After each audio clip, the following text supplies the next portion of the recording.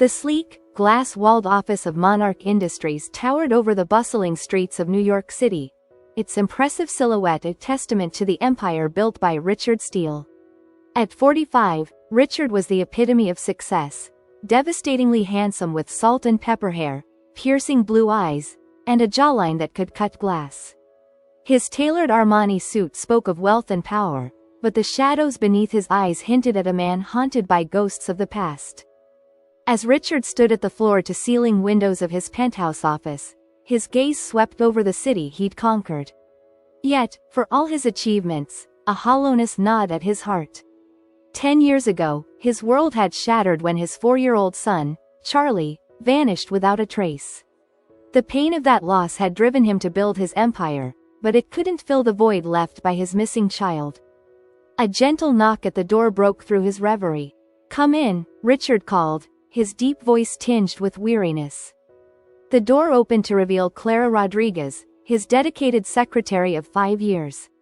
At 28, Clara was a vision of beauty and efficiency, her long dark hair pulled back in a sleek ponytail, her olive skin glowing, and her warm brown eyes filled with intelligence and compassion. "Mr. Steele, I have the quarterly reports you requested," Clara said, her voice soft but confident. She'd only recently returned from maternity leave, and there was a new radiance about her that motherhood had bestowed. Richard turned, offering a rare smile. "Thank you, Clara. And please, I've told you before, call me Richard. How are you settling back in?" Clara's face lit up. "It's wonderful to be back, Richard. I've missed the excitement of work, though I do miss my little Mateo." At the mention of her son, Richard felt a familiar pang in his chest. He pushed it aside, focusing on the present. "I'm sure he's a delightful child. Perhaps you could bring him to the office someday soon? The team would love to meet him." Clara beamed. "That's so kind of you. Actually, there's a company picnic next week. I was thinking of bringing him then if that's all right." "Of course," Richard nodded. "I look forward to meeting the little one." As Clara left the office, Richard couldn't shake the feeling of melancholy that washed over him. He'd thrown himself into his work after Charlie's disappearance, building Monarch Industries into a global powerhouse.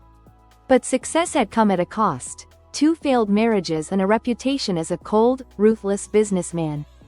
The week flew by in a flurry of meetings, negotiations, and late nights at the office. Before Richard knew it, the day of the company picnic had arrived. Central Park was alive with the sounds of laughter and chatter as employees and their families gathered for a day of fun and relaxation. Richard stood slightly apart from the crowd, nursing a glass of lemonade and observing the scene with a mixture of pride and detachment. He'd created this, a successful company with loyal employees, but he couldn't help feeling like an outsider at his own event. Suddenly, a hush fell over the nearby group. Richard turned to see Clara approaching, a bundle cradled in her arms. She was radiant in a simple sundress, her hair falling in soft waves around her shoulders.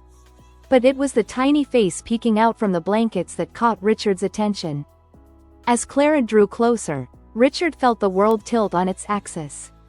The baby in her arms, with his shock of dark hair and bright blue eyes, was the spitting image of Charlie at that age. It was as if Richard had been transported back in time, looking at his own son once more. "Richard, I'd like you to meet Mateo," Clara said proudly, unaware of the turmoil raging within her boss. Richard stared at the child, his heart pounding so loudly he was sure everyone could hear it. The same button nose, the same dimpled chin, it was uncanny. How was this possible? He's beautiful, Clara," Richard managed to choke out, his mind racing with possibilities, each more outlandish than the last. Clara beamed, oblivious to Richard's inner struggle. "Would you like to hold him?" Before Richard could respond, she was gently placing Mateo in his arms. The weight of the child, so familiar yet impossible, nearly brought Richard to his knees. As he gazed into Mateo's eyes that mirrored his own, a storm of emotions swept through him. Hope, confusion, fear, and an overwhelming sense that his life was about to change forever. In that moment, as the sounds of the picnic faded into the background and the world narrowed to just him and this impossible child, Richard made a silent vow. He would uncover the truth behind Mateo's uncanny resemblance to Charlie, no matter the cost. Little did he know that this innocent encounter would set in motion a chain of events that would unearth long-buried secrets, test loyalties, and shake the very foundations of his carefully constructed world. As Richard reluctantly handed Mateo back to Clara, his mind was already formulating a plan. He would start by discreetly investigating Clara's background, her family history, and any possible connection to his own past. It was a delicate situation. Clara was an invaluable employee, and he couldn't risk alienating her. But the possibility that this child might somehow be connected to his long-lost son was too tantalizing to ignore. "Thank you for introducing me to Mateo," Richard said, his voice remarkably steady despite the turmoil within. "He's a credit to you, Clara." Clara's smile was radiant. "Thank you, Richard. That means a lot coming from you." As Clara moved away to join her co-workers, Richard watched her go, his mind racing. He pulled out his phone and quickly dialed a number. "Jack? It's Richard. I need you to do some digging for me. Quietly. It's about my secretary, Clara Rodriguez, and her son." He paused, his gaze fixed on Clara and Mateo in the distance. "Find out everything you can about her background, her family, and especially anything related to her pregnancy and the birth of her child. And Jack? This is top priority. I need answers, and I need them fast." As Richard ended the call, he couldn't shake the feeling that he was standing on the precipice of something monumental. The resemblance between Mateo and Charlie was too striking to be mere coincidence. There had to be a connection, and Richard was determined to uncover it, no matter where the truth might lead. Little did he know that his quest for answers would unravel a web of deceit, betrayal, and long-buried secrets that would shake the very foundations of his world. As the sun began to set on the company picnic, casting long shadows across Central Park, Richard Steele stood alone, his mind filled with questions and his heart daring to hope for the first time in a decade. The game was afoot, and the stakes couldn't be higher. For Richard, it was no longer just about business success or building an empire. This was about family, about righting the wrongs of the past, and potentially reclaiming a piece of his heart he thought was lost forever.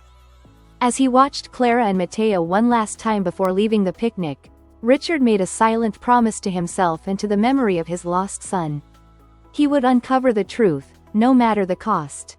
The journey ahead would be fraught with danger, emotional turmoil, and shocking revelations, but Richard Steele was no stranger to adversity. He had built an empire from nothing. Surely, he could solve the mystery of Mateo's origins and perhaps, just perhaps, find his way back to the happiness that had E. With renewed purpose, Richard straightened his shoulders and strode towards his waiting car. The investigation would begin tonight, and he wouldn't rest until he had answers. Little did he know that his quest for the truth would set in motion a series of events that would change not only his life but the lives of everyone around him, forever. The days following the company picnic passed in a blur for Richard Steele. On the surface, he maintained his usual demeanor, the ruthless businessman, the demanding boss, the pillar of New York's elite society. But beneath this carefully constructed facade, his mind was in constant turmoil, consumed by thoughts of Clara's son, Mateo, and the uncanny resemblance to his long-lost Charlie. Every night, after the last employee had left Monarch Industries' gleaming tower, Richard would retreat to his private office. There, surrounded by the trappings of his success, he'd pour himself a glass of aged scotch and lose himself in memories of happier times. He'd stare at the only photo he kept on his desk, a picture of himself and Charlie, taken just days before the boy's disappearance. In it, Richard was smiling, truly smiling, something he rarely did these days. And Charlie, sweet Cha.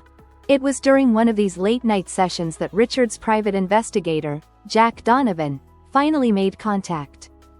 "Boss, I've got some preliminary information on Clara Rodriguez." Jack's gruff voice came through the speakerphone, breaking the silence of the office. Richard straightened in his chair, his heart racing. "Go on, Jack. What have you found?" "Well, on the surface, everything checks out. Clara Rodriguez, 28 years old, born and raised in Queens. Graduated top of her class from NYU with a degree in business administration. No criminal record, not even a parking ticket. Jack paused, and Richard could hear the rustling of papers. But here's where it gets interesting. I dug into her family history, and there are some inconsistencies. Richard leaned forward, his grip tightening on his glass. What kind of inconsistencies? For starters, I can't find any record of Clara's parents before they moved to New York about 30 years ago. It's like they just appeared out of thin air. And get this. Clara's mother worked as a nurse at the same hospital where your son was last seen before his disappearance. The revelation hit Richard like a physical blow. He stood up abruptly, nearly knocking over his drink. What are you saying, Jack? That Clara's family might be connected to Charlie's kidnapping? I'm not saying anything definitive yet, boss, Jack cautioned. But it's one hell of a coincidence, don't you think? There's more, too. I've been looking into the father of Clara's baby. According to records, it's a guy named Miguel Santos. But here's the kicker. I can't find any solid information on this Miguel. It's like he's a ghost. Richard's mind was reeling. Could it be possible? Was there a connection between Clara, her mysterious family, and the disappearance of his son? And what about this Miguel Santos? Could he be involved somehow? Jack, I need you to dig deeper, Richard said, his voice tight with barely contained emotion. Leave no stone unturned. I want to know everything about Clara's family, this Miguel Santos, and any possible connection to Charlie's disappearance. And Jack? Keep this absolutely confidential. No one can know about this investigation, especially not Clara. After ending the call, Richard stood at his office window, looking out at the glittering New York skyline. For the first time in years, he felt a flicker of hope. But with that hope came a gnawing fear. If Clara was somehow involved in Charlie's disappearance, how could he confront her without jeopardizing his chance to finally uncover the truth? As dawn broke over the city, Richard made a decision. He would keep Clara close, watch her every move, and try to uncover any clues she might inadvertently reveal. It was a dangerous game, but one he was willing to play if it meant a chance at finding Charlie. The next few weeks were a masterclass in deception. Richard, known for his aloofness, suddenly became the model of a caring, involved boss. He took a keen interest in Clara's work, often calling her into his office for extended meetings or inviting her to accompany him to business lunches. To the outside world, it might have seemed that Richard Steele was grooming his talented secretary for a promotion. But behind his warm smiles and genial demeanor, Richard was watching, analyzing, searching foe. Clara, for her part, seemed to blossom under the attention. She threw herself into her work with renewed vigor, often staying late to complete projects or prepare for meetings. Richard couldn't help but admire her dedication and intelligence. There were moments when he found himself genuinely enjoying their interactions, forgetting for brief instances that she might be connected to the most painful chapter of his life. It was during one of these late nights at the office that the carefully constructed facade began to crack. Richard had just finished a grueling conference call with investors in Tokyo. Exhausted, he stepped out of his office to find Clara still at her desk, the glow of her computer screen illuminating her face in the dimly lit reception area. Clara, what are you still doing here? It's nearly midnight, Richard said, genuine concern coloring his voice. Clara looked up, startled. Oh, Mr. Steele, Richard. I was just finishing up the presentation for tomorrow's board meeting. I wanted to make sure everything was perfect. Richard moved closer, noticing the dark circles under Clara's eyes and the slight tremor in her hands. You've been pushing yourself too hard lately. Is everything all right? For a moment, Clara's professional mask slipped, and Richard saw a flash of something, fear? Worry? In her eyes. But it was gone so quickly he almost thought he'd imagined it. I'm fine, really, Clara insisted, but her voice lacked conviction. It's just, being a single mother and trying to excel at work, it's more challenging than I expected. Richard's heart twisted with an unexpected pang of sympathy. What about Mateo's father? Surely he helps out? The moment the words left his mouth, Richard knew he'd struck a nerve. Clara's face paled, and her hands clenched into fists on her desk. Miguel, he's not in the picture anymore, Clara said, her voice barely above a whisper. It's complicated. Richard sensed an opportunity. Keeping his tone gentle, he pressed on. I'm sorry to hear that. You know, Clara, if you ever need to talk, I'm here. Not just as your boss, but as someone who understands how difficult it can be to balance work and family. Clara looked up at him, her eyes shimmering with unshed tears. For a moment, Richard thought she might confide in him. But then, as if remembering herself, she straightened her shoulders and forced a smile. Thank you, Richard. That means a lot. But really, I'm fine. Mateo and we're managing. Richard nodded, knowing he couldn't push further without arousing suspicion. Well, the offer stands. And Clara? Go home. The presentation can wait until morning. Your son needs you more than this company does right now. As Clara gathered her things and left, Richard couldn't shake the feeling that he'd just witnessed a crack in her carefully constructed facade. The mention of Miguel Santos had clearly upset her. But why? Was it simply the pain of a relationship gone wrong, or was there something more sinister at play? Back in his office, Richard placed another call to Jack Donovan. Jack, I need you to focus all your attention on this Miguel Santos character. There's something off about him, and Clara's reaction when I mentioned him tonight. I think he might be the key to this whole mystery. As Richard hung up the phone, he felt a mix of emotions churning within him. On one hand, he was closer than ever to potentially uncovering the truth about Charlie's disappearance. But on the other, he couldn't ignore the growing fondness he felt for Clara. Despite his suspicions, he found himself admiring her strength, her dedication to her son, her intelligence. What if he was wrong about her involvement? What if she was just an innocent pawn in a larger game? The next morning, as Richard prepared for the board meeting, he couldn't help but notice the dark circles under Clara's eyes, poorly concealed by makeup. She handed him the presentation with a weak smile, and their fingers brushed momentarily. Richard felt an unexpected jolt at the contact, and for a second, their eyes locked. In that brief moment, Richard saw something in Clara's gaze that shook him to his core. It wasn't guilt or deception he saw, but a profound sadness, a weariness that seemed to go beyond mere fatigue. It was the look of someone carrying a heavy burden, a secret that weighed on their soul. As they entered the boardroom together, Richard's mind was racing. He had started this investigation convinced that Clara was somehow involved in Charlie's disappearance. But now, he wasn't so sure. What if Clara herself was a victim? What if she and Mateo were in some kind of danger? The board meeting passed in a blur, with Richard operating on autopilot. His mind was elsewhere, piecing together the puzzle of Clara Rodriguez and her mysterious past. As the meeting concluded and the board members filed out, Richard made a decision.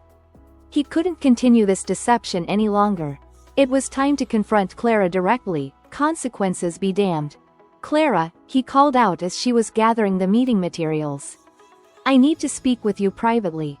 In my office, please. Clara looked up, surprise and a flicker of fear crossing her face. Of course, Richard. Is everything all right? Richard didn't answer, simply holding the door open for her as they entered his spacious office. He closed the door behind them, the soft click seeming to echo in the tension-filled room. Sit down, Clara, Richard said, his voice gentle but firm. There's something we need to discuss. Clara sank into one of the plush chairs facing Richard's desk, her posture rigid, hands clasped tightly in her lap. Richard didn't sit behind his desk as he usually would. Instead, he pulled up the other chair, sitting directly across from Clara, their knees almost touching. Clara, he began, his heart pounding so loudly he was sure she must hear it. I need you to be completely honest with me. No more secrets, no more half-truths. I know there's something you're not telling me, something about your past, about Mateo's father. Clara's eyes widened, a mix of shock and terror flashing across her face. I don't know what you're talking about, she stammered, but her trembling hands betrayed her. Richard leaned forward, his voice low and intense. I think you do. I've had you investigated, Clara. I know about your parents' mysterious appearance in New York 30 years ago. I know your mother worked at the hospital where my son was last seen. And I know that Mateo's father, this Miguel Santos, seems to be nothing more than a ghost. Clara's face drained of all color. She opened her mouth to speak, but no words came out. Tears welled up in her eyes, and she looked away, her shoulders shaking with silent sobs. Richard felt a pang of guilt at causing her distress, but he pressed on. He had come too far to back down now. "Clara, look at me," he said, his tone softening.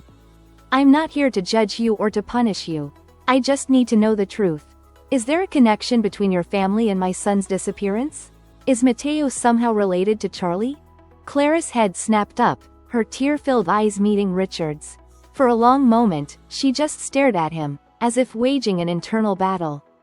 Then, with a shuddering breath, she spoke. "You're right, Richard. There is a connection, but it's not what you think. I never wanted to keep this from you, but I was so afraid. Afraid for Mateo, afraid for myself." She paused, wiping away her tears with a trembling hand. "The truth is, Mateo isn't just related to Charlie. He is Charlie." The world seemed to tilt on its axis as Richard processed Clara's words. He gripped the arms of his chair, feeling as if he might fall despite being seated. What are you saying?" he managed to choke out. Clara's words came in a rush now, as if a dam had broken. "My parents, they were part of a criminal organization. They were the ones who took Charlie. But they had a change of heart. They couldn't go through with whatever the original plan was. So they took Charlie with them, and raised him as their grandson." Richard's mind was reeling. Charlie was alive? He had been so close all this time? But then a terrible thought struck him. "And you? Were you part of this deception?" Clara shook her head vehemently. "No, I swear, I didn't know until recently. When I got pregnant with Mateo, with Charlie, my parents finally told me the truth. They were dying, Richard. Cancer. They wanted to make things right, but they were afraid of the consequences. So they made me promise to find a way to bring Charlie back to you, without implicating them." "And Miguel Santos?" Richard asked, his voice hoarse with emotion. "A fabrication," Clara admitted. "A story to explain Mateo's existence without raising suspicion. The truth is, Charlie, Mateo, he's the result of a brief relationship I had. The father doesn't know, and it's better that way. He wasn't a good man." Richard sat back, his mind struggling to process this flood of information. Charlie was alive. He was Mateo. He had been right under Richard's nose this entire time. Joy, anger, confusion, and a myriad of other emotions warred within him. "Why didn't you tell me sooner?" he asked, his voice barely above a whisper. Clara's eyes filled with fresh tears. "I was scared, Richard. Scared of losing my job, of going to jail, of losing Mateo. I kept telling myself I'd find the right moment, but there never seemed to be one. And then, the more time passed, the harder it became to tell the truth." As the gravity of the situation settled over them, a new sound broke the tension. A baby's cry, coming from Clara's phone. The baby monitor app she used to check on Mateo while at work had activated. The cry seemed to snap both Richard and Clara out of their emotional haze. They looked at each other, a new understanding passing between them. Whatever had happened in the past, whatever lies had been told, one truth remained. There was a child, Richard's son, Clara's son, who needed them both. Richard stood up, his legs unsteady. I need to see him. Properly this time, knowing who he really is." Clara nodded, wiping away her tears. "Of course. He's with my neighbor now. We can go right away if you want." As they prepared to leave the office, both Richard and Clara knew that nothing would ever be the same. The truth was out, but it was only the beginning. There would be legal implications to navigate, emotional hurdles to overcome, and a lifetime of lost moments to reconcile. But as they stepped into the elevator together, Richard felt something he hadn't experienced in a decade: hope. His son was alive. He had a chance to be a father again, to make up for lost time. And as he looked at Clara, he realized that she wasn't the villain he had initially suspected. She was a mother, trying to protect her child, their child, just as he would have done. The elevator doors closed, taking them down to the bustling New York street where a new chapter of their lives awaited. The journey ahead would be challenging, filled with ups and downs, but for the first time in years, Richard Steele felt ready to face whatever came next. With Clara by his side and the promise of reuniting with his son, he knew that the best was yet to come. Little did they know, as they stepped out into the sunlight, that their troubles were far from over.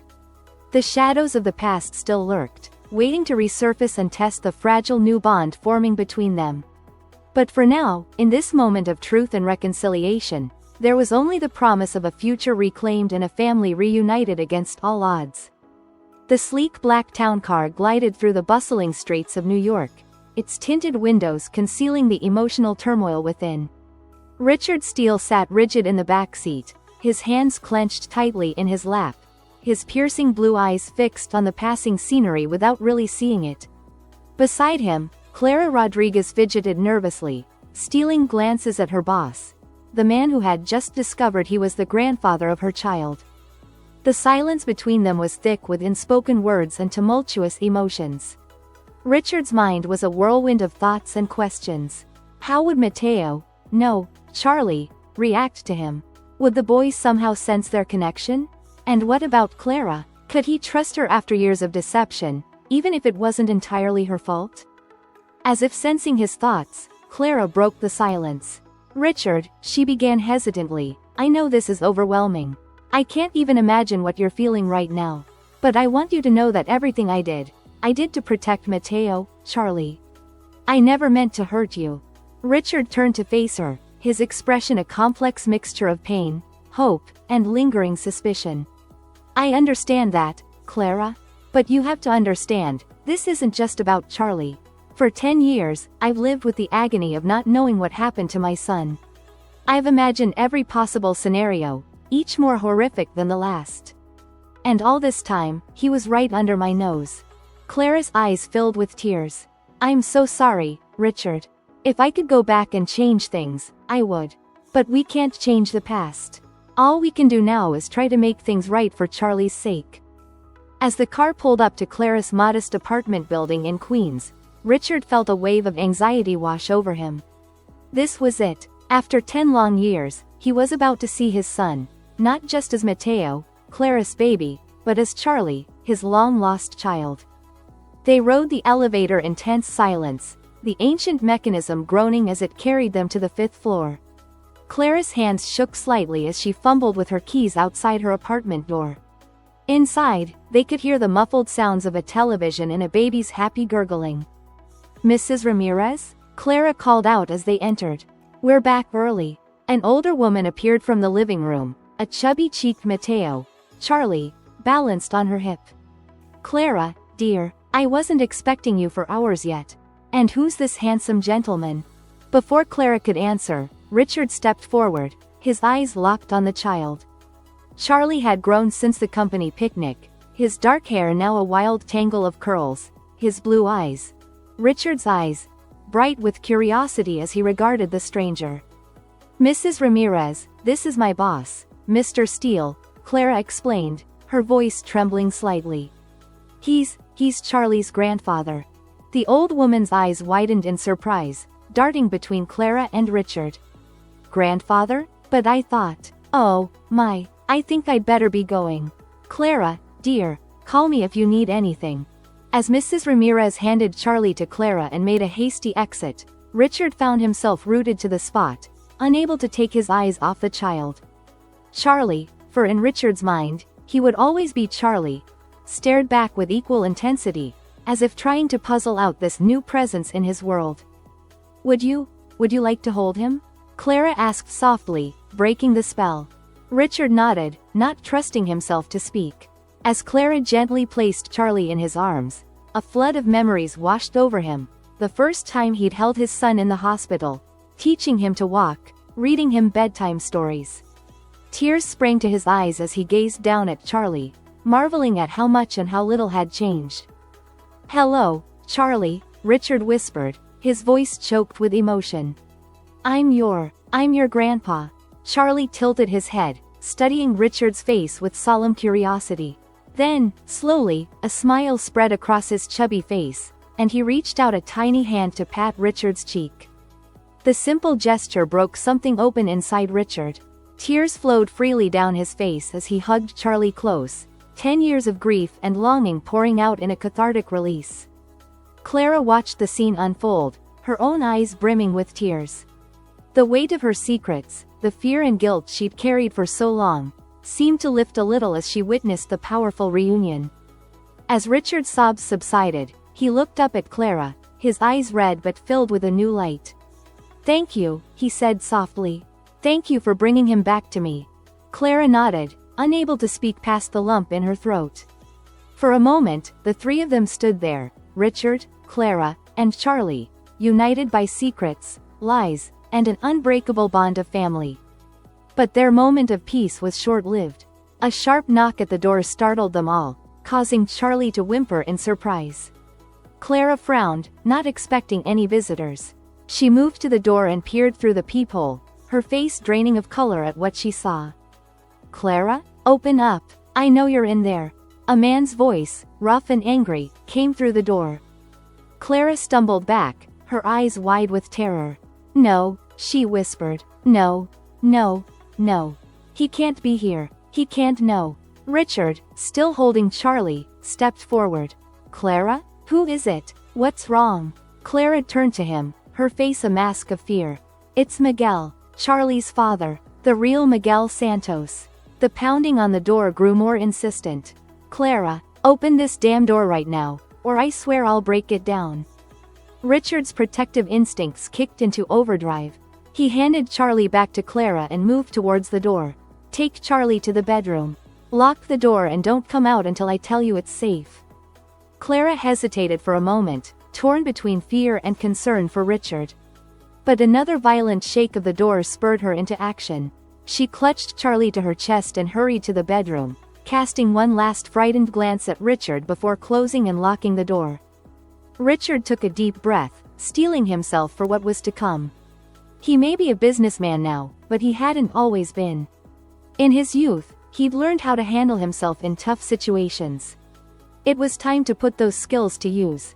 He opened the door to find a man in his early 30s, with dark, angry eyes and a day's worth of stubble on his chin. The man, Miguel, stumbled slightly as the door opened, clearly not expecting it to yield so easily. "Who the hell are you?"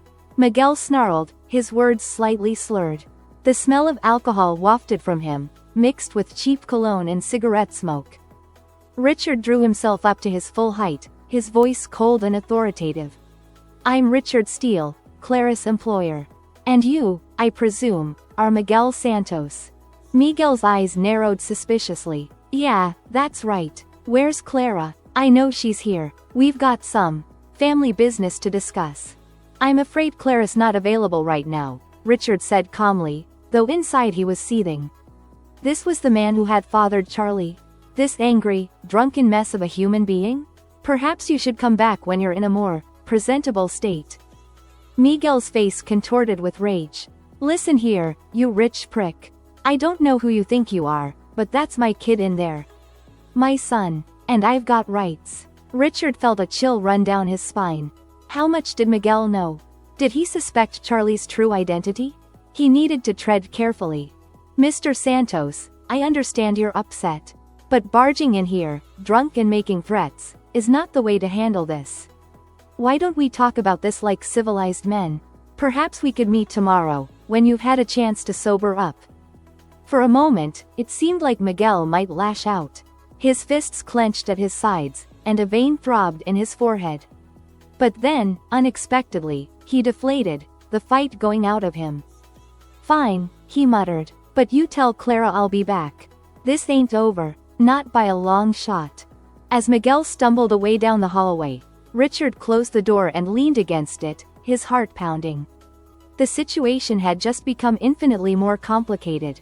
Miguel Santos wasn't just a name on a birth certificate anymore. He was a real threat, a ticking time bomb that could blow their fragile new reality apart at any moment.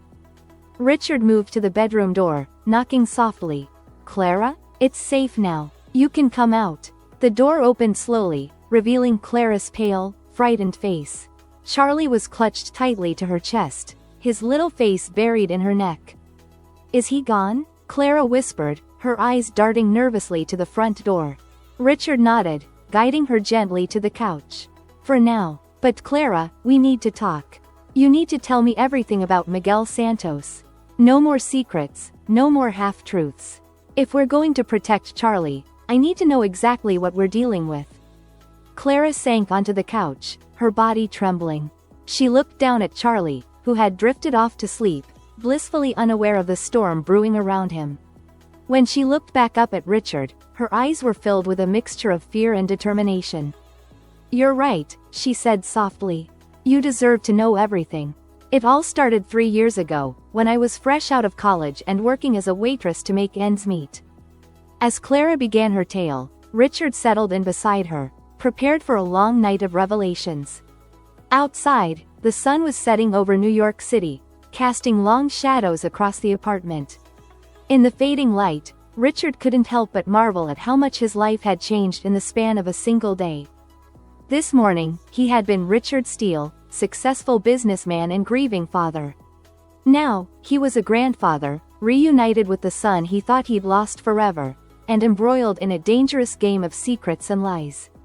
As he listened to Clara's story unfold, Richard made a silent vow. No matter what it took, no matter what secrets were revealed or dangers faced, he would protect his newfound family. Charlie would have the life he deserved, free from the shadows of the past. But even as he made this promise, a small voice in the back of his mind whispered a warning. The road ahead would be fraught with challenges. Miguel Santos was just the beginning. There were still so many unanswered questions, so many potential threats lurking in the shadows. The game was far from over. In fact, it was only just beginning. And as the night deepened and Clara's tale unfolded, Richard Steele prepared himself for the fight of his life. A fight for family, for redemption, and for a future he never dared to imagine. Little did he know that the revelations of this night were just the tip of the iceberg. As Clara's story progressed, it would uncover a web of deceit, betrayal, and danger that stretched far beyond Miguel Santos, threatening not just their small family, but the very foundations of Richard's empire. In the quiet of Clara's modest apartment, with Charlie sleeping peacefully between them, the stage was set for a drama that would shake New York's high society to its core, unravel decades-old conspiracies, and test the limits of love, loyalty, and redemption. As Clara's voice wove the intricate tapestry of her past, Richard found himself drawn deeper into a world he never knew existed. A world where nothing was as it seemed, and where the lines between right and wrong, love and hate, truth and lies blurred into a dizzying maze of moral ambiguity. The night wore on, and with each revelation, each shocking twist in Clara's tale, Richard felt his world shift and realign. By the time the first rays of dawn began to creep through the windows, he knew that his life, and the lives of Clara and Charlie, would never be the same again. The truth was out there, waiting to be uncovered. And Richard Steele, billionaire businessman turned unexpected grandfather, was determined to unravel every last thread of this complex tapestry, no matter where it led or what it cost him. As Charlie stirred in his sleep, Richard gently stroked his grandson's hair, a fierce protectiveness welling up inside him. Whatever challenges lay ahead, whatever dangers they might face, he would face them head-on. For Charlie, for Clara, for the family he never knew he had, and the future they all deserved. The sun rose over New York City, heralding the dawn of a new day and the beginning of an extraordinary journey. Richard Steele squared his shoulders, ready to face whatever came next. The game was on, and he intended to win, for all their sakes. The early morning sun filtered through the dusty windows of Clara's apartment, casting long shadows across the worn carpet. Richard Steele sat on the edge of the couch, his usually immaculate suit wrinkled from a night spent in deep conversation. Beside him, Clara dozed fitfully, her face etched with worry even in sleep. In the makeshift crib nearby, Charlie slumbered peacefully, blissfully unaware of the storm brewing around him. As Richard watched his newfound grandson's chest rise and fall with each tiny breath, his mind raced with the implications of Clara's story. The tale she had woven through the night was one of love, betrayal, and danger, a story that threatened to unravel everything Richard had built over the years.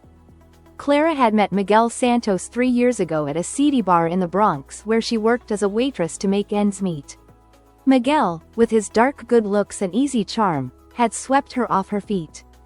For a brief, glorious moment, Clara had believed she'd found her fairy tale ending. But the fairy tale quickly turned into a nightmare. Miguel, it turned out, was deeply involved with a dangerous drug cartel. His charming facade masked a violent temper and a web of criminal connections that stretched from the streets of New York to the highest echelons of power. When Clara discovered she was pregnant, she knew she had to escape. With the help of her parents, the same people who had kidnapped Charlie all those years ago, she vanished, leaving Miguel and her old life behind. But Miguel wasn't a man who let go easily. He'd been searching for Clara and his child ever since, his quest fueled by a toxic mixture of possessiveness, anger, and a twisted sense of paternal rights. Richard rubbed his temples, feeling the beginnings of a migraine. The situation was far more complicated and dangerous than he could have imagined. It wasn't just about reuniting with his long-lost son anymore. Now, he was embroiled in a potentially deadly game of cat and mouse with a violent criminal. A soft whimper from the crib broke through his thoughts. Charlie was stirring, his little face scrunching up as he prepared to cry. Without thinking, Richard rose and scooped the baby into his arms, rocking him gently. "Shush, it's all right, Charlie," he murmured softly. "Grandpa's here, you're safe." As he soothed the child, Richard felt a fierce surge of protectiveness. No matter what it took, he would keep Charlie and Clara safe. He would use every resource at his disposal, every connection he had, to ensure that Miguel Santos and his criminal associates never laid a hand on his family again. Clara stirred on the couch, her eyes fluttering open. For a moment, confusion clouded her face as she took in the sight of Richard cradling Charlie. Then, as the events of the previous day came rushing back, her expression softened. "You're a natural," she said, her voice still husky with sleep. Richard gave her a wry smile. "It's amazing how quickly it all comes back. I'd forgotten how good it feels to hold a baby, my baby." Clara's face fell at his words. "Richard, I'm so sorry. For everything. For keeping Charlie from you, for bringing all this danger into your life." Richard shook his head, cutting her off. "Clara, listen to me. Yes, I'm angry about the years I've lost with Charlie. Yes, this situation is more complicated and dangerous than I could have ever imagined. But none of that is your fault. You were trying to protect our boy, just as I'm going to do now." He sat down beside her, Charlie still nestled in his arms. "We're in this together now, Clara.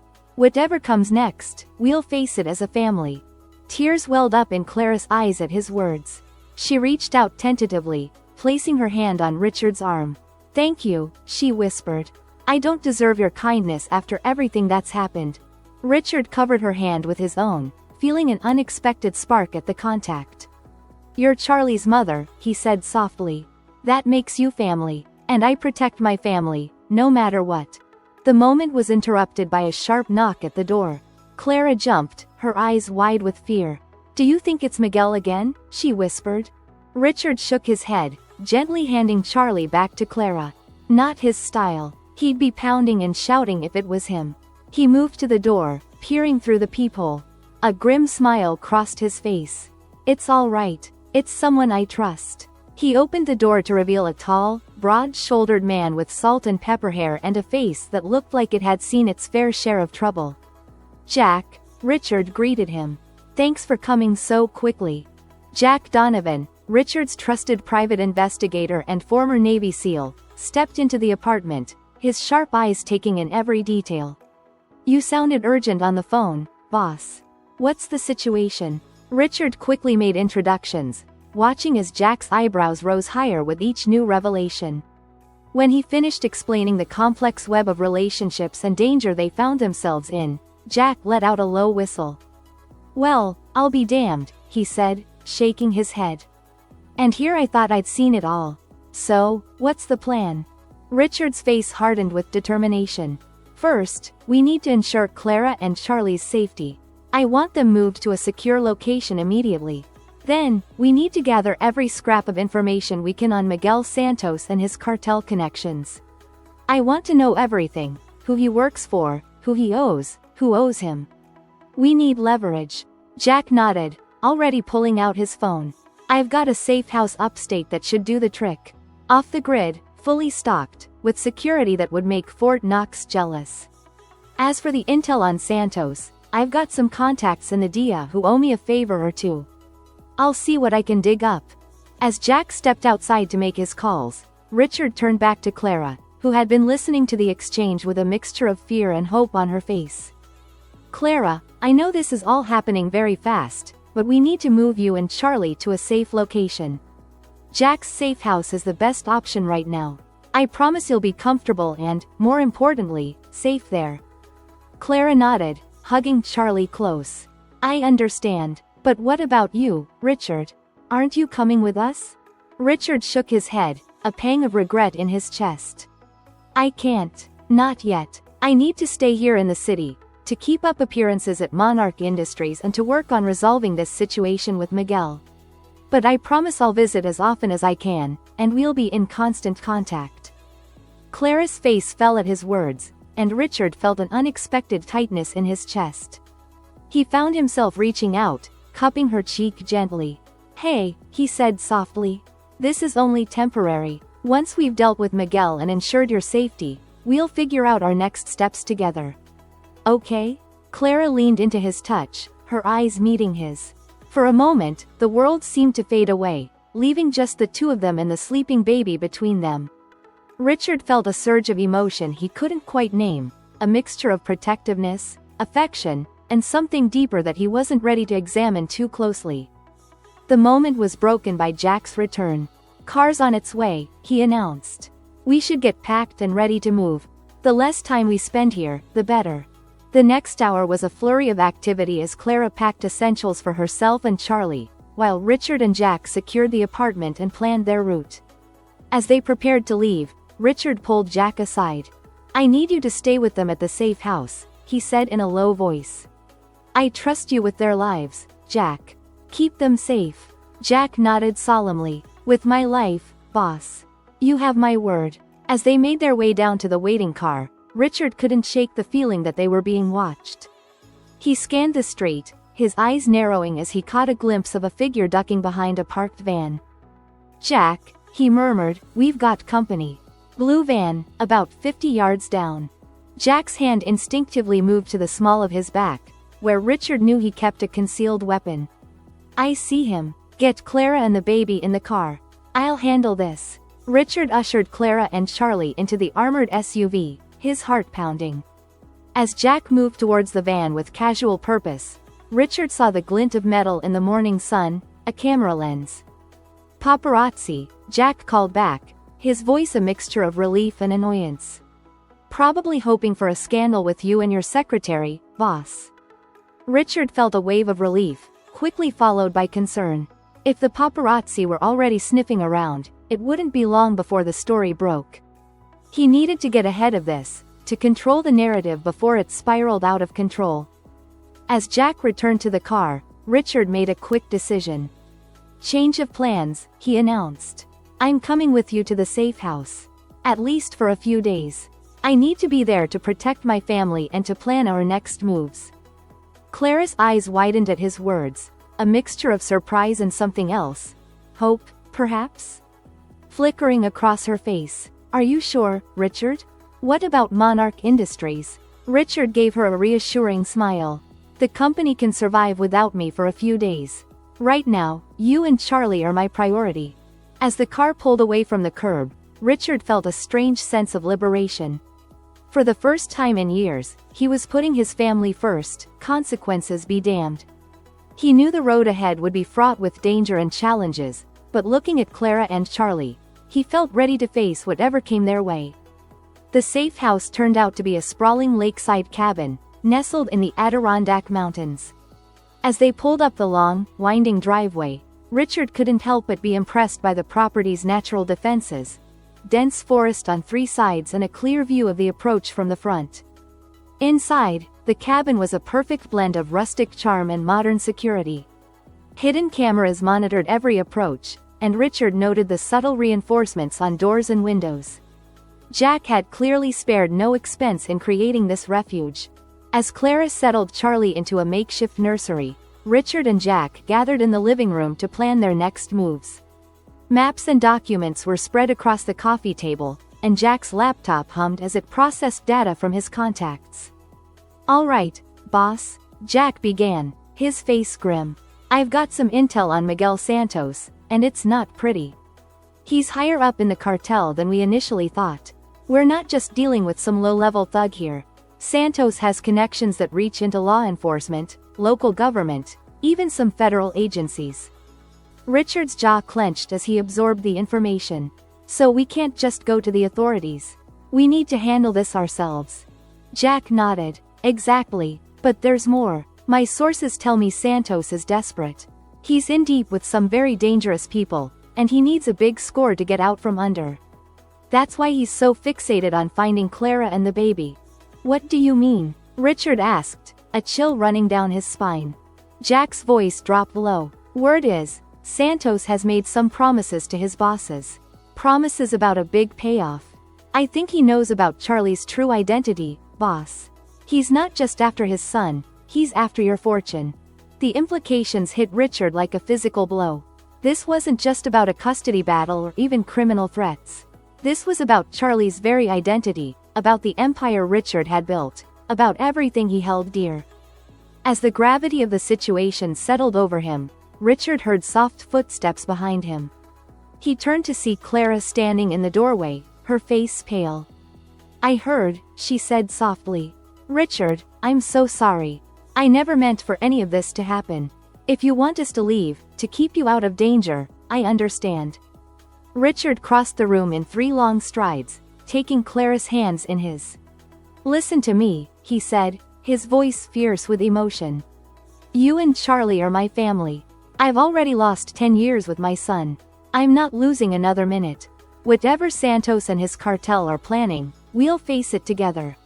I promise you, Clara, I will keep you both safe." As he looked into Clara's tear-filled eyes, Richard felt something shift inside him. The walls he'd built around his heart over the years began to crumble. In that moment, he realized that his feelings for Clara went beyond mere obligation or familial duty. There was a connection between them, forged in secrets and danger, but blossoming into something deeper. Behind them, Jack cleared his throat. "Not to interrupt, boss, but we need to start planning our countermove. Santos and his people won't stay in the dark for long. We need to be ready." Richard nodded, reluctantly releasing Clara's hands. "You're right, Clara, why don't you get some rest? Jack and I will start working on a strategy." As Clara retreated to check on Charlie, Richard turned back to the task at hand. His mind was already racing, formulating plans and contingencies. He was Richard Steele, after all, a man who had built an empire from nothing. He wouldn't let Miguel Santos or anyone else threaten what was his.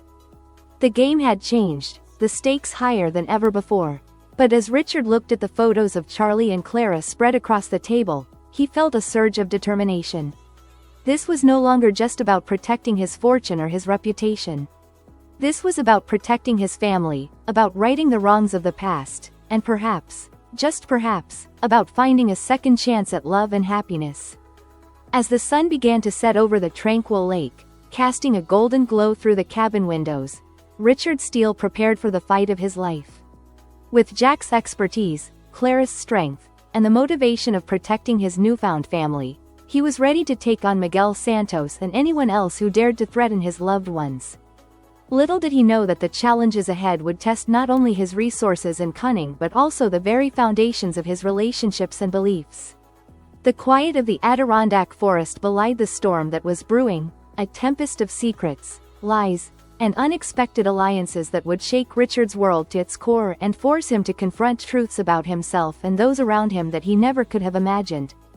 As night fell and the first stars appeared in the clear mountain sky, Richard Steele stood at the cabin's window, watching over his sleeping family.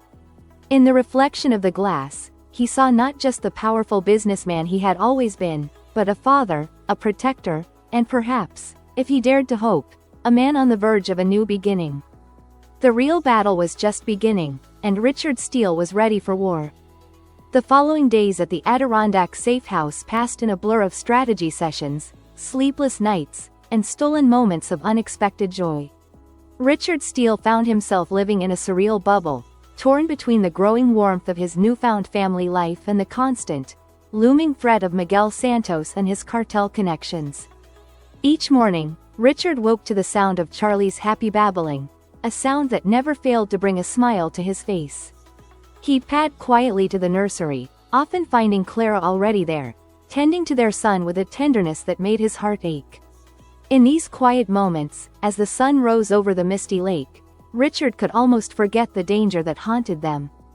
But reality always intruded, usually in the form of Jack Donovan's grim updates. The private investigator had been working tirelessly, leveraging every contact and calling in every favor to build a comprehensive picture of Miguel Santos and the web of corruption surrounding him. "It's worse than we thought, boss," Jack reported one morning, his face haggard from another night of little sleep. "Santos isn't just connected to the cartel. He's got his hooks into some pretty high places. Police captains, judges, even a couple of state senators. This guy's untouchable through normal channels." Richard's jaw clenched as he absorbed the information. "So going to the authorities is completely off the table. We're on our own." Jack nodded, his expression grim. "Afraid so. But that's not the worst of it. I've picked up chatter that Santos is getting desperate. He's calling in all his markers, pulling every string he can. Word is, he's close to figuring out where we are." The news sent a chill down Richard's spine. He glanced towards the nursery, where Clara was singing softly to Charlie. The thought of Santos anywhere near them made his blood boil. "We need to be ready," Richard said, his voice low and intense. "I want security doubled, Jack. And start making preparations for us to move if necessary. I won't let that bastard anywhere near my family." As Jack moved off to make the necessary arrangements, Richard felt a soft touch on his arm. He turned to find Clara standing there, her eyes wide with concern. "It's getting worse, isn't it?" she asked softly. Richard sighed, pulling her into a gentle embrace. Over the past few days, their relationship had evolved, the walls between them crumbling in the face of shared danger and the joy of caring for Charlie together. He found himself craving her presence, relying on her strength and kindness in a way he never had with anyone before. "It's complicated," he admitted. "But I promise you, Clara, I won't let anything happen to you or Charlie. We're going to get through this together."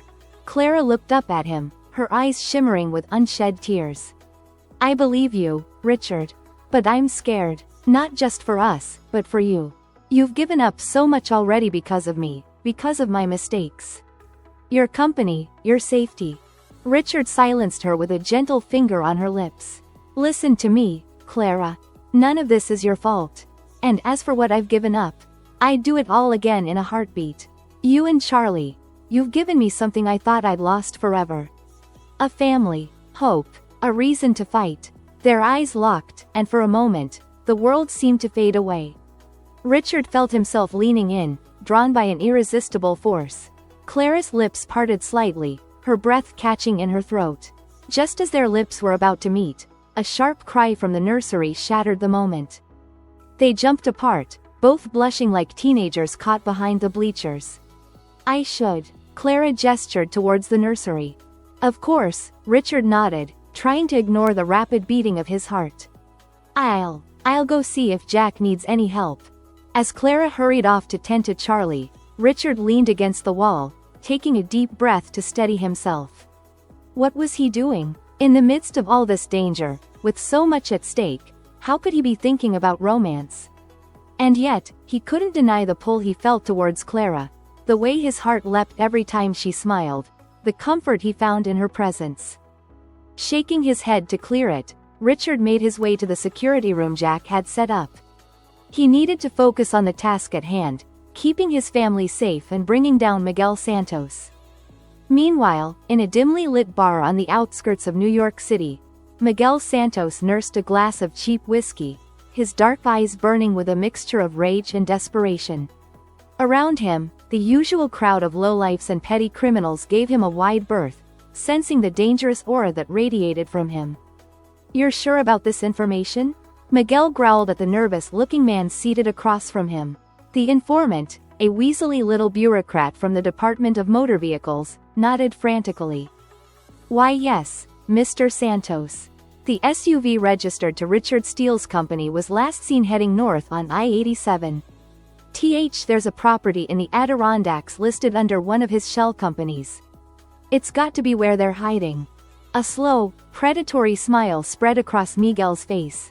Well, looks like the mighty Richard Steele isn't as clever as he thinks he is. He tossed a thick envelope across the table.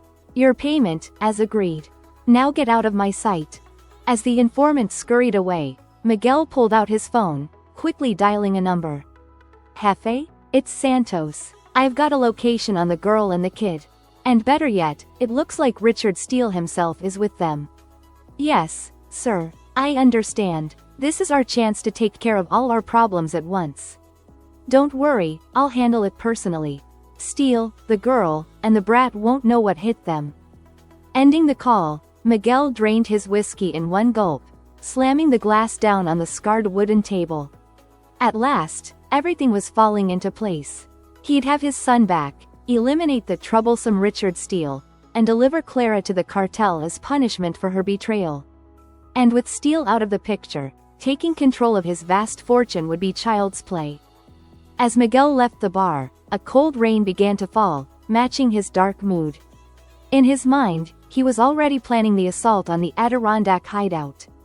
Steele might have money and connections, but Miguel had ruthlessness and a small army of hardened criminals at his disposal. The upcoming confrontation would be brutal, but Miguel was confident in his victory. Little did he know that his every move was being watched, recorded, and reported back to Jack Donovan's extensive network of informants. Back at the safe house, Richard was jolted from a fitful sleep by the urgent ringing of his secure phone. He grabbed it, careful not to wake Clara, who had fallen asleep on the couch beside him after another long day of strategizing and caring for Charlie. Steele, he answered, his voice low. Boss, it's Jack. We've got a problem. One of my contacts just reported in. Santos knows where we are. He's mobilizing his people for an attack. Richard felt his blood run cold. How long do we have? A day, maybe 2 at most. Santos is pulling out all the stops for this one. He's calling in every favor, every resource he has. Richard's mind raced, considering their options. All right, here's what we're going to do. First, alert the security team. I want everyone on high alert. Then, start making preparations for Plan B if Santos wants a fight. We'll give him one, but on our terms, not his.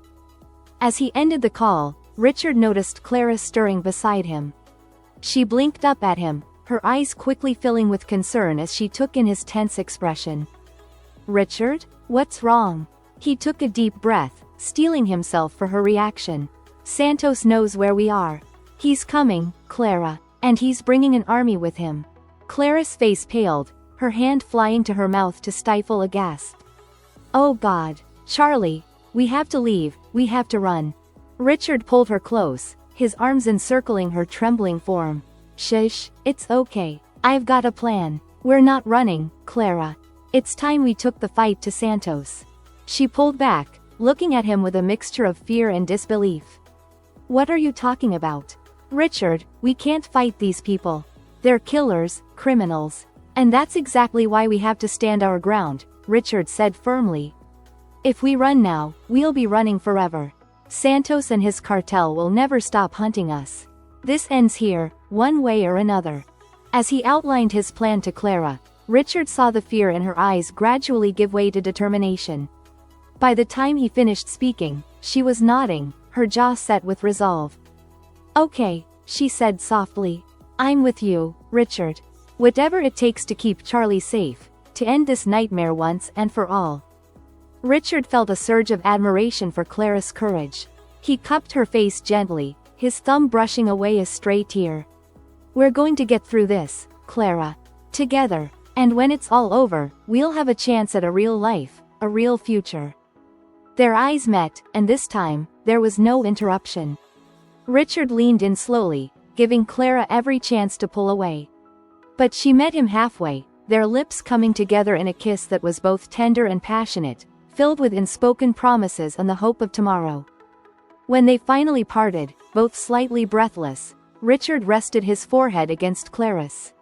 I think I'm falling in love with you, he whispered, the words slipping out before he could stop them. Clara's eyes widened, a mix of joy and fear flickering across her face. Richard, I think I'm falling in love with you too. But the timing, everything that's happening. Richard silenced her with another soft kiss. I know, the timing is terrible, but that's life, isn't it? Messy, complicated, and utterly unpredictable. All we can do is face it head on, together. A cry from the nursery broke the moment, reminding them of the precious life they were fighting to protect. As Clara went to tend to Charlie, Richard moved to the window, staring out at the dark, rain-lashed forest. Somewhere out there, Miguel Santos was coming for them, bringing with him a storm of violence and retribution. But Richard Steele was ready. He had spent his life building an empire, amassing wealth and power. Now, he would use every resource at his disposal, every skill he had honed over the years, to protect his newfound family. Santos thought he was dealing with a soft, pampered businessman. He was about to learn just how wrong he was. As the night deepened and the storm raged outside, Richard began to set his plan in motion. Calls were made, favors called in, and pieces moved into place on an invisible chessboard. By the time the sun rose, the trap would be set. Miguel Santos thought he was the predator in this game. He was about to discover that he was, in fact, the prey. The next 24 hours passed in a flurry of activity. Jack Donovan's team worked tirelessly, transforming the peaceful lakeside retreat into a fortress. Hidden cameras and motion sensors were installed throughout the surrounding forest. Bulletproof glass replaced vulnerable windows, and reinforced panic rooms were hastily constructed. But the real genius of Richard's plan lay not in the physical defenses, but in the invisible web he was weaving around Santos and his operation. As Clara watched in awe, Richard made call after call, his voice alternating between charm and steel as he leveraged every connection, every bit of influence he had accumulated over his years in business. Senator, I understand your hesitation, but I assure you, this is bigger than just one man or one company. Yes, I have proof. Enough to bring down half the state government if it comes to light. That's right. All I'm asking is that you make sure the FBI raid happens exactly when and where I specify. Thank you, Senator. You've made the right choice. As Richard ended the call, he turned to find Clara staring at him, her eyes wide. Richard, what exactly are you doing? He gave her a grim smile. I'm arranging Santos' downfall, my dear. By the time I'm done, he'll have nowhere to run, nowhere to hide. Every ally he thinks he has will turn on him, every hole he might crawl into will be sealed. Clara shook her head in disbelief. I knew you were powerful, but this... Richard, are you sure about this? These people, the cartel, they're dangerous. If this goes wrong...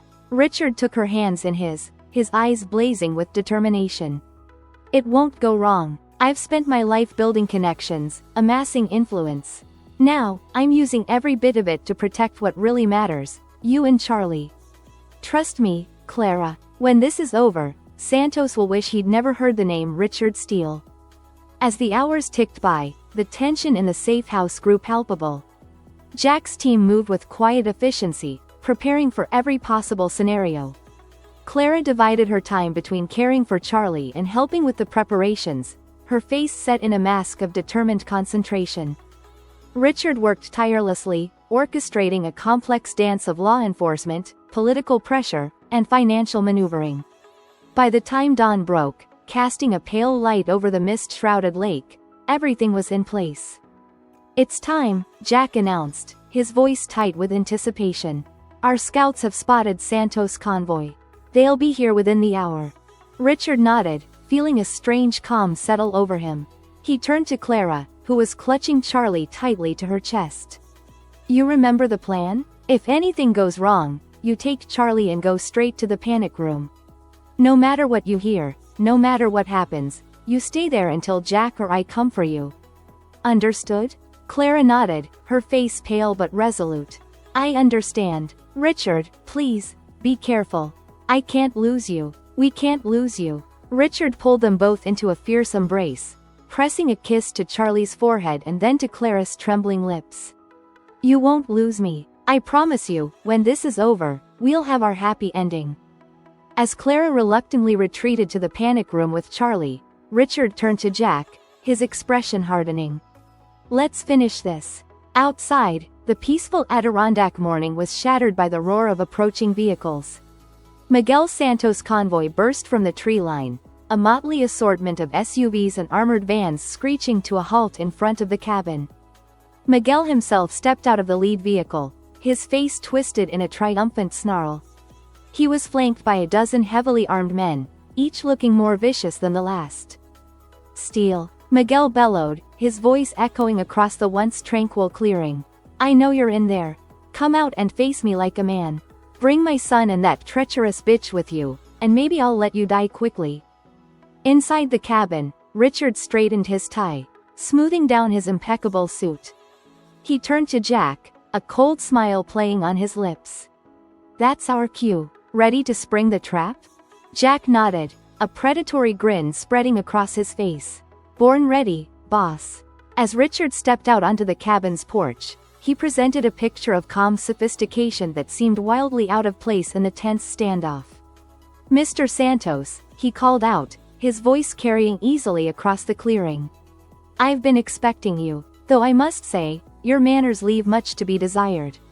Didn't your mother ever teach you it's rude to show up uninvited? Miguel's face contorted with rage. Enough games, Steele. Where are they? Where's my son? Richard's smile never wavered. Your son? I think you're mistaken, Miguel. Charlie is my grandson, and he and his mother are under my protection. But since you've come all this way, why don't we discuss this like civilized men? Miguel raised his gun, pointing it directly at Richard's heart. There's nothing to discuss. You're going to hand them over, or I'm going to paint that fancy cabin of yours with your blood. Richard's eyes hardened, all pretense of civility dropping away. I don't think so, Miguel. You see, while you were busy playing the big bad wolf, huffing and puffing at my door, I've been busy too. In fact, I've arranged a little surprise for you. As if on cue, the sound of helicopter rotors filled the air. Miguel and his men looked up in confusion as 3 black choppers appeared over the tree line, their sides emblazoned with the letters, FBI, in bold white. What the hell? Miguel snarled, his gun wavering as he looked from the approaching helicopters to Richard's smug face. Richard's voice carried over the growing din. Did you really think I'd let a 2-bit thug like you threaten my family? I've spent the last 24 hours dismantling your entire operation, Miguel. Those senators and judges you thought you owned? They're singing like canaries to save their own skins. Your cartel connections? They're being rounded up as we speak. It's over. Miguel's face contorted with rage and disbelief. He raised his gun again, aiming squarely at Richard's chest. You're bluffing. I'll kill you where you stand. But before he could pull the trigger, a deafening bang echoed across the clearing. Miguel cried out in pain, his gun clattering to the ground as blood bloomed on his shoulder. Jack Donovan stood on the cabin's roof, his sniper rifle still trained on the group below. That was a warning shot, Richard called out calmly. The next one won't be so merciful. Throw down your weapons, all of you. It's over. As FBI agents repelled from the helicopters and swarmed the clearing, Miguel's men, seeing the writing on the wall, began to drop their weapons. But Miguel, his face a mask of hatred and desperation, made one last, futile attempt. With a roar of rage, he charged towards the cabin, pulling a hidden knife from his boot.